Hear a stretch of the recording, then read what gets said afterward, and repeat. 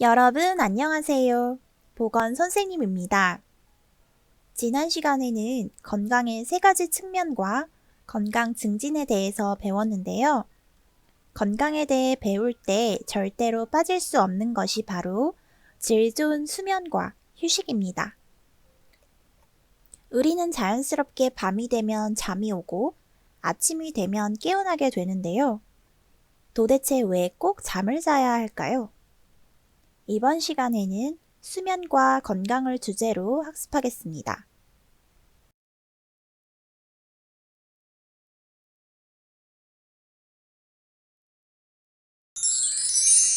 학습 목표입니다. 첫째, 수면과 휴식의 필요성을 설명할 수 있다. 둘째, 건강한 수면을 위한 실천 계획을 세울 수 있다.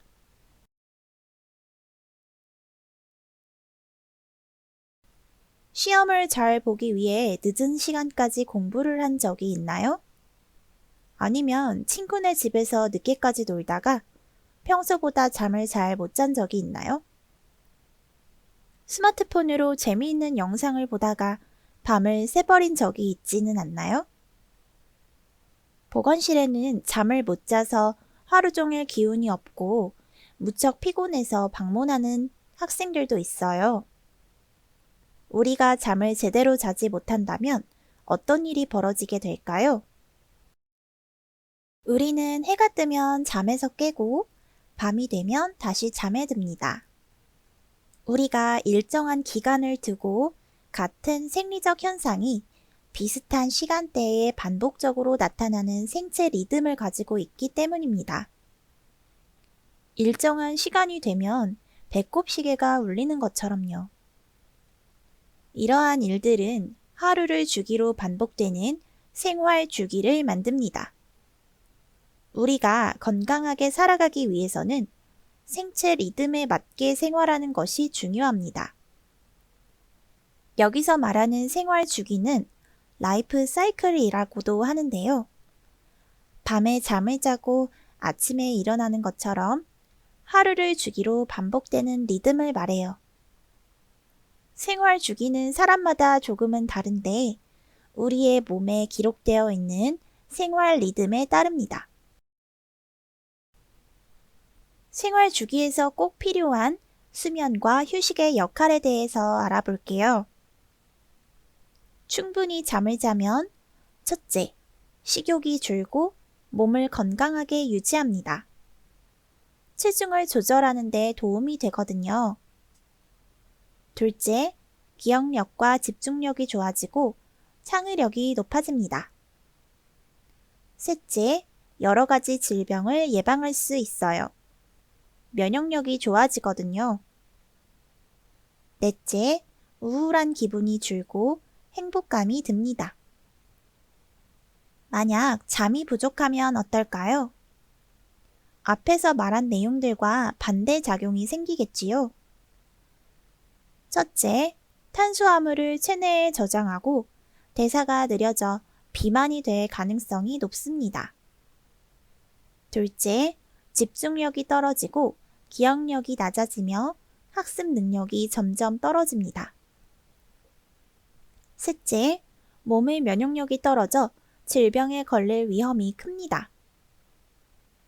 넷째, 우울한 기분이 들고 충동적으로 행동할 수도 있어요. 이렇게 수면은 중요한 역할을 하고 있었네요.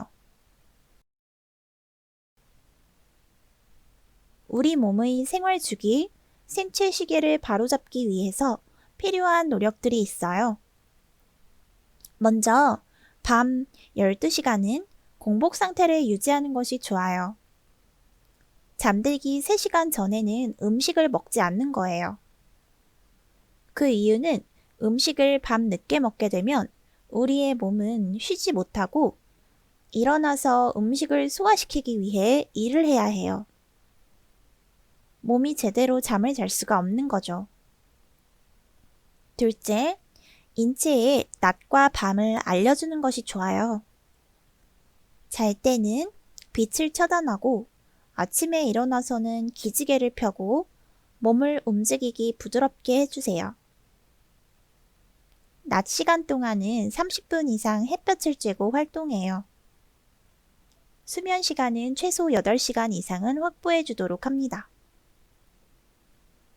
잠깐, 낮잠을 자는 것이 좋은지 물어보는 친구가 있어요. 낮잠은 부족한 잠을 보충하는 데 도움이 됩니다. 다만, 오후 늦게 잠을 자게 되면 밤에 잠들기 어려워져요. 오후 3시 이후로는 낮잠을 자지 않는 것이 좋습니다. 좋은 수면을 위해 노력해 보아요. 잠을 잘 자기 위해서는 햇볕, 목욕, 청색광, 불빛, 야식 등 수면에 영향을 미치는 여러 요인들을 잘 관리해야 합니다. 나의 침실 환경도 점검해 보세요. 밤에 침실에 불빛이 들어오지 않게 하고 소음을 없애도록 합니다. 잠을 잘 자기 위한 방법을 알아볼까요? 나는 평소에 몇 시에 잠이 들고 몇 시에 일어나는지 적어보세요. 매일 같은 시간에 잠자리에 들고 일어나도록 해요. 매일 30분 이상 실외에서 활동합니다. 운동이나 놀이 같은 활동을 충분히 하고 있나요? 30분 이상 실외에서 햇볕을 받는 야외 활동은 쉽게 잠이 올 수 있도록 돕습니다. 햇볕은 하루 수면을 조절하는 데 매우 중요한 역할을 해요. 운동은 잠자기 2-3시간 이전까지는 끝내는 것이 좋아요. 둘째, 잠자기 전 따뜻한 물로 샤워나 목욕을 합니다. 목욕은 긴장을 풀어주고 체온을 낮추어 쉽게 잠이 들 수 있도록 도와줍니다. 셋째, 잠자기 30분 전에는 컴퓨터, 텔레비전, 스마트폰 등을 사용하지 않습니다. 전자기기를 사용하지 않는 것이 좋아요. 전자기기에서 나오는 푸른 빛, 블루라이트는 잠을 유도하는 호르몬인 멜라토닌 분비를 억제해서 수면을 방해하거든요. 폰을 보는 대신 책을 읽거나 음악을 들어보세요. 넷째, 밤 9시 이후에 음식을 자주 먹나요? 잘 자려면 늦은 시간에 야식을 먹지 않도록 해요. 가벼운 간식은 괜찮지만 많은 음식은 소화 불량을 일으켜서 다음날 배가 아플 수 있고 음식을 소화시키기 위해 휴식을 취해야 할 소화기관이 활동하게 되므로 잠을 방해받습니다. 따라서 잠을 잘 자기 위해서는 늦은 시간 야식은 가급적 먹지 않도록 합니다. 다섯째, 잠을 잘 때 불을 켜놓고 밝은 상태에서 자나요? 방을 어둡게 하고 침실 온도를 서늘하게 유지하는 것이 좋아요. 나의 평균 수면 시간도 확인해 보도록 해요.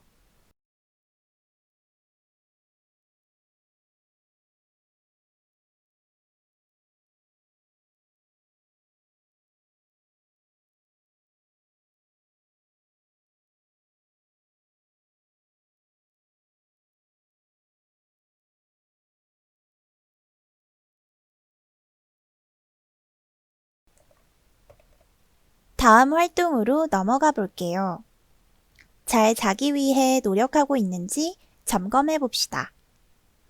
매일 30분 이상 실외에서 운동이나 놀이를 합니다. 잠자기 전 따뜻한 물로 목욕이나 샤워를 합니다. 잠자기 30분 전에는 스마트폰 등을 사용하지 않습니다. 밤 9시 이후에는 음식을 먹지 않습니다. 잠을 잘 때는 방을 어둡게 합니다. 선생님은 제일 어려운 것이 잠자기 30분 전에 스마트폰을 사용하지 않는 거예요. 스마트폰을 사용하지 않고 책을 읽거나 음악을 듣는 습관을 길러야겠어요. 요즘은 디지털 건강 기술을 통해 나의 수면 시간을 확인할 수도 있어요. 선생님의 스마트폰에는 건강 관리를 돕는 어플리케이션이 설치되어 있는데요. 스마트폰의 움직임을 감지해서 수면 시간을 자동으로 입력하게 되어 있어요. 잠자는 동안 소모되는 칼로리량도 계산해주고 평균 수면 시간을 알려줘서 수면 시간을 더 늘려야 할지 줄여야 할지도 확인해 볼 수 있어요. 수면의 질과 양을 정확하게 점검할 수 있어서 매우 편리하답니다. 취침 시간도 알람을 설정하고 실천해 보세요.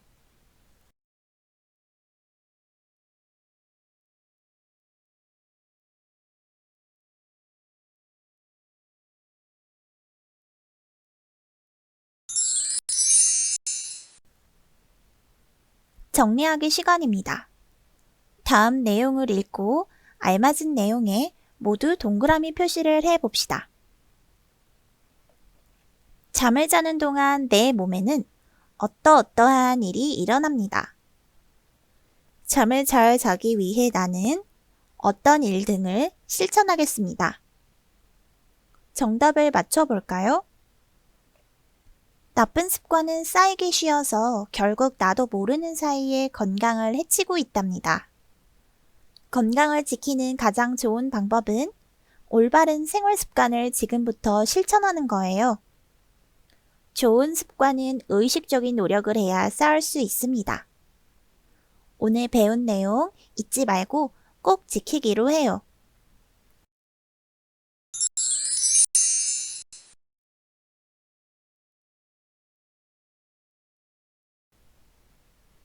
다음 시간에는 애취, 훌쩍, 감기 예방을 주제로 학습하겠습니다. 오늘도 수고 많으셨습니다. 감사합니다.